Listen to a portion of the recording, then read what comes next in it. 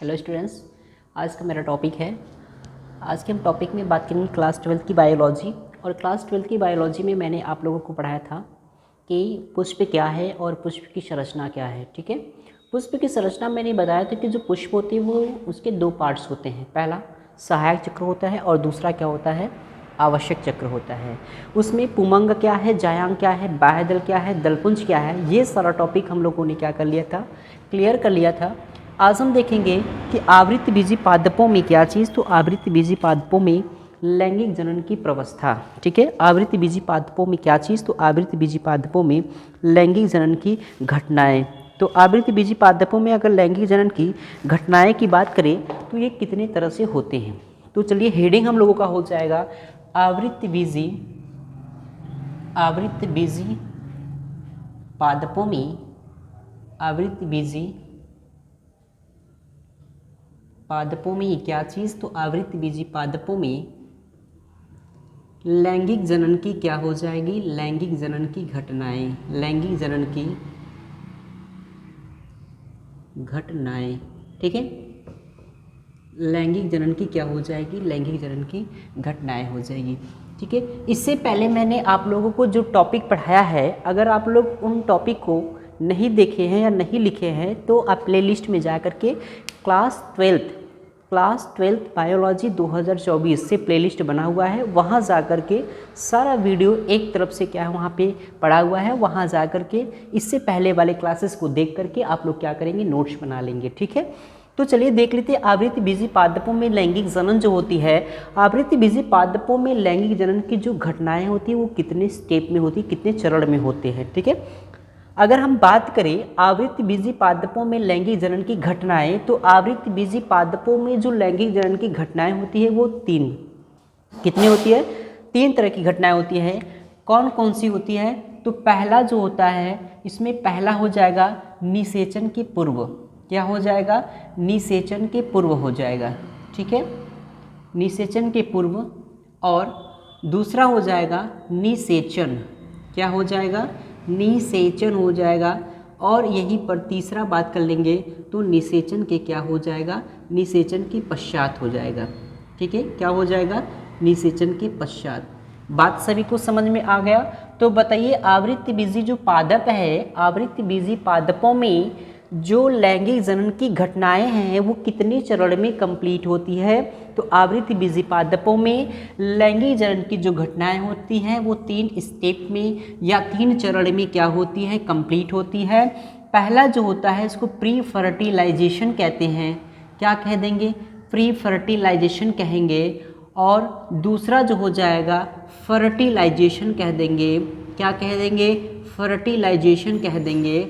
और तीसरा जो हो जाएगा वो पोस्ट फर्टिलाइजेशन हो जाएगा। क्या हो जाएगा, पोस्ट फर्टिलाइजेशन हो जाएगा। बात सभी को समझ में आ गई। प्री फर्टिलाइजेशन, फर्टिलाइजेशन और ये तीसरा क्या हो जाएगा, पोस्ट फर्टिलाइजेशन हो जाएगा। ठीक है, तो ये चीज़ें क्या है, ये मैंने बताया आवृत्त बीजी पादपों में क्या चीज़, तो आवृत्त बीजी पादपों में लैंगिक जनन। ठीक, तो यहाँ पे आपको करना क्या है कि एक सिंपल तरीके से मैं आपको क्या कर रहा हूँ, समझाने का प्रयास कर रहा हूँ। अगर आप सबको ये टॉपिक समझ में नहीं आएगा, चाहे वो निषेचन के पूर्व हो, चाहे निषेचन हो, चाहे निषेचन के पश्चात हो, इनमें से जो भी टॉपिक अगर आपको समझ में नहीं आ रहा है तो प्लीज़ हमें कमेंट करके बताएं कि आपको इस टॉपिक में डाउट्स है। अगर आपको कोई डाउट्स है तो आप कमेंट बॉक्स में लिख करके बताएंगे, तो मैं उसके लिए अलग से वीडियो क्या कर दूँगा, प्रोवाइड करा दूँगा। ठीक है, और वीडियो को क्या करिए, आप अधिक से अधिक लोगों को शेयर कर दिए। जो क्लास 12th में पढ़ने वाले बच्चे हैं उनके पास ये सारी वीडियो, ये सारे कंटेंट जो है, ताकि उनके पास अगर आप भेज देंगे तो उनके पास भी चीज़ें हो जाएगा, तो वो लोग भी अच्छे से अपना नोट्स बना कर क्या कर सकते हैं, तैयारी कर सकते हैं। ठीक है, तो चलिए बात कर लेते हैं निषेचन के पूर्व। तो हम लोगों का जो हेडिंग हो जाएगा वो क्या हो जाएगा, हेडिंग हो जाएगा pre fertilization. Pre fertilization heading हो जाएगा प्री फर्टिलाइजेशन, अर्थात निषेचन के क्या चीज़, तो निषेचन के पूर्व। ठीक है, निषेचन के पूर्व। तो याद रखिएगा कि यहाँ पे जो आवृत्त बीजी पादप जो उनकी पुष्प है, पुष्प की संरचना में अगर हम देखेंगे तो यहाँ पे क्या होता है कि एक तो निषेचन की पहली वाली अवस्था आएगी, जो कि निषेचन नहीं हुआ रहेगा उससे पहले की अवस्था रहेगी, और एक निषेचन जब होगा तब की अवस्था आएगी, और तीसरा निषेचन होने के बाद की अवस्था आएगी। ठीक है, तो अब हम बात करेंगे इसमें कि जो निषेचन की पहले की अवस्था है, निषेचन की पहले की अवस्था में कौन कौन से टॉपिक हमें क्या करना है, पढ़ना है। तो इसमें अगर हम देखें तो सबसे पहले हमें इसमें पुमंग के बारे में क्या करना है, पुमंग के बारे में इसमें डिस्कशन करना है। ठीक है, तो हम इसमें हमारा हेडिंग क्या हो जाएगा, इसमें हमारा पहला हेडिंग हो जाएगा पुमंग। ठीक है, इसके बारे में, पुमंग के बारे में मैंने आपको बेसिकली बताया था कि पुमंग क्या है। बेसिकली पुमंग जो होता है पुष्प का तीसरा चक्र होता है, और ये क्या होता है, इसे नरजन्नांग कहते हैं, इसकी इकाई पुंकेसर होती है। ये सारी बात बताए थे, लेकिन यहाँ पे थोड़ा सा हम कुछ अलग पढ़ेंगे। यहाँ पे देखिएगा तो ये हेडिंग हो जाएगा हम लोगों का क्या चीज़, तो हम लोगों का हेडिंग हो जाएगा एंड्रोसियम अर्थात पुमंग हो जाएगा। ठीक है, अगर हम पुमंग की बात करें तो पुमंग में बताना क्या है, तो सबसे पहले पुमंग की जो बात है उसमें हम ये समझना चाहेंगे कि इसमें क्या होता है, एक पुमंग में एक से अधिक क्या पाए जाते हैं, तो एक पुमंग में एक से अधिक पुंकेसर पाया जाता है। पुंकेसर क्या है, इसकी इकाई होती है, तो हमें बताना क्या है, एक पुमंग में एक से अधिक क्या पाया जाता है, पुंकेसर पाया जाता है। और ये क्या होता है, तो यह आवृत्ति बीजी पादपों का नरजन्नांग होता है। क्या होता है, यह आवृत्ति बीजी पादपों का नरजन्नांग होता है। इसमें सिर्फ दो बातों को हमें समझना है। सबसे पहली बात इसमें क्या बता देंगे कि यह जो होता है पुमंग जो होता है, यह क्या होता है, तो एक पुमंग में, कितने पुमंग में, एक पुमंग में क्या होता है, तो एक पुमंग में एक से अधिक क्या पाया जाता है, तो एक से अधिक पुंकेसर पाया जाता है। क्या पाया जाता है, एक से अधिक पुंकेसर पाया जाता है। समझ में आ गया सभी लोगों को। तो एक पुमंग में कितने पुंकेसर पाया जाता है, तो एक से अधिक पाया जाता है। ठीक है, क्या पाया जाता है, तो पुंकेसर। ये बात सभी को समझ में आ गई। तो पुमंग में सबसे पहली बात तो क्या समझेंगे कि एक पुमंग जो होता है, एक पुमंग में एक से अधिक क्या पाया जाता है, पुंकेसर पाया जाता है। ठीक है, अब यहीं पर बात कर लेते हैं हम लोग इसके दूसरे पॉइंट की। तो यह क्या होता है, तो यह आवृत्ति बीजी पादपों का क्या चीज़, तो यह आवृत्ति बीजी पादपों का नरजन्नांग होता है। यह आवृत्त बीजी पादपों का क्या होता है, तो यह आवृत्ति बीजी पादपों का नरजननांग होता है। ठीक है, क्या होता है, नरजननांग होता है। बात सभी को समझ में आई कि नहीं आई भाई, क्या होता है, नरजननांग होता है। तो एंड्रोसियम की दो बातें आप सबको समझ में आ गई।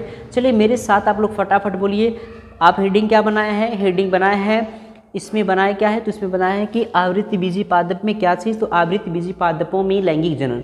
तो बताइए आवृत्ति बीजी पादपों में लैंगिक जनन की जो घटनाएं हैं वो कितने चरण में होती है, 3 चरण में होती है। कितने चरण में, 3 चरण में। पहला क्या हो जाएगा, बोलिए, आप लोग भी बोलते नहीं है फटाफट। पहला क्या हो जाएगा, पहला हो जाएगा निषेचन के पूर्व हो जाएगा, दूसरा निषेचन हो जाएगा, और तीसरा क्या हो जाएगा, निषेचन के पश्चात हो जाएगा। ठीक, फिर हेडिंग क्या बनाएंगे, निषेचन के पूर्व। निषेचन के पूर्व का मतलब जब निषेचन नहीं हुआ रहता है उसके पहले की अवस्था। तो निषेचन के पूर्व में हमें किसके बारे में समझना है, यहाँ पे पुमंग के बारे में समझना है। ठीक है, तो पुमंग क्या होता है, तो पुमंग बताएंगे कि यदि एक पुमंग में कितने, एक पुमंग में एक से अधिक क्या पाया जाता है, तो एक पुमंग में एक से अधिक पुंकेसर पाया जाता है। ठीक है, और इसे क्या कहते हैं, तो यह आवृत्ति बीजी पादपों का क्या होता है, तो यह आवृत्ति बीजी पादपों का नरजननांग होता है। क्या होता है, नरजननांग होता है। ठीक है, अब तीसरे पॉइंट बताएंगे कि जो पुमंग होता है, पुमंग को कितने भागों में, इसे 2 भागों में क्या कर देते हैं, तो इसे 2 भागों में बांटा जाता है।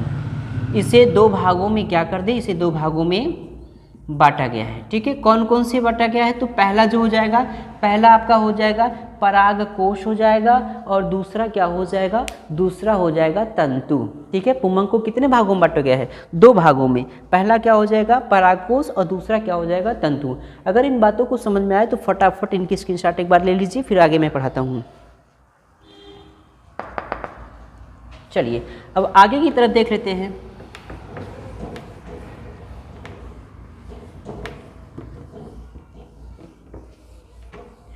अब इसमें आगे हमें पढ़ना क्या है, अभी मैंने बताया कि पुमंग के कितने भाग होते हैं, तो पुमंग के 2 भाग होते हैं। कुछ इस प्रकार से देखिए, संरचना ऐसे बनाएंगे, ऐसे इस प्रकार से।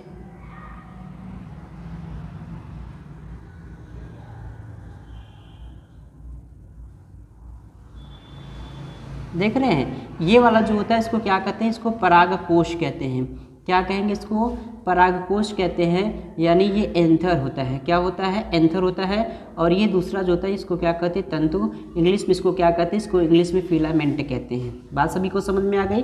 ये किसके पार्ट होते हैं, यही आपका क्या है, तो यही आपका पुमंग है। तो पुमंग की संरचना बना लेंगे। तो पुमंग की क्या है, तो मैंने बताया कि एक पुमंग में एक से अधिक क्या पाए जाते हैं, पुंकेसर पाए जाते हैं। और यह क्या होते हैं, आवृत्ति बीजीय पादपों का क्या होता है, नरसंदांग होता है।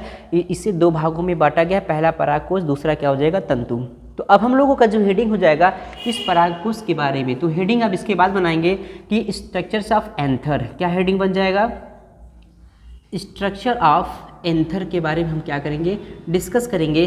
और इसका हिंदी हो जाएगा परागकोश की क्या चीज़, तो परागकोश की संरचना हो जाएगी। ठीक है, क्या हो जाएगा, परागकोश की संरचना। ठीक, अभी जो परागकोश की संरचना है, परागकोश की संरचना ये वेरी वेरी इंपॉर्टेंस है। परागकोश की संरचना में बेसिकली हमें यहाँ पे परागकोश के जो लेयर होते हैं, जो उसके स्तर होते हैं, यानी जो परत होते हैं, उन परतों के बारे में क्या करना है, डिस्कशन करना है। अगर मैं बात करूँ परागकोश की संरचना में, तो परागकोश की संरचना को निम्नलिखित भागों में बांटा गया है, या परागकोश की संरचना में निम्नलिखित भाग देखने को मिलते हैं। इसके निम्नलिखित पार्ट कौन कौन से मिलते हैं, तो बेसिकली हमें इनमें इन बातों को ध्यान रखना है कि पहला इसमें जो होता है, पहला क्या हो जाएगा, पहला हो जाएगा बाह्य स्तर हो जाएगा। क्या हो जाएगा, बाह्य स्तर हो जाएगा। और दूसरा क्या हो जाएगा, दूसरा हो जाएगा अंतस्तर हो जाएगा।